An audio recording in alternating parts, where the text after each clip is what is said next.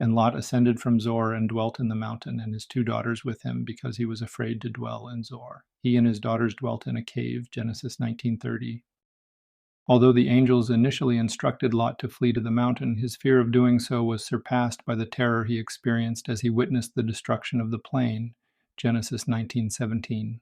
Consequently, fearing to remain in Zoar, Lot led his daughters into the mountain where they resided in a cave. While living in the mountains, Lot's daughters formulated a plan to preserve their father's lineage. Because no man was available to marry them, they intoxicated their father in order to become pregnant by him, Genesis 19:31 and 32. After the elder daughter initiated the plan, the younger daughter did likewise. Due to his intoxication, Lot was unaware of his daughter's actions, Genesis 19:33 and 34. As a result of his daughter's actions, Lot became the father of 2 sons, Moab, the ancestor of the Moabites, and Ben-Ami, the ancestor of the Ammonites, Genesis 19:37 and 38. The Moabites practiced idolatry and worshipped Chemosh, whom they regarded as a destroyer. Their religious rituals included child sacrifice to secure favor from their deity, particularly during times of crisis, 2 Kings 3:26 and 27.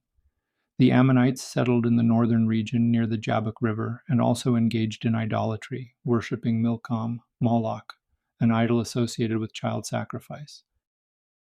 Solomon's marriage to an Ammonite woman contributed to divine judgment against the house of David, as he constructed a high place for Milcom in her honor, 1 Kings 11:5 and 33.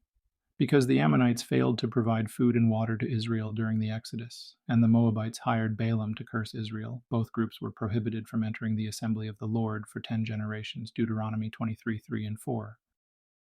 The fulfillment of this prohibition is illustrated in the narrative of Ruth, who renounced her people and their gods to accompany Naomi and embrace her God, Ruth 1:16 and 17. Through her marriage to Boaz, Ruth was incorporated into the genealogy of King David, Ruth 4:13-17.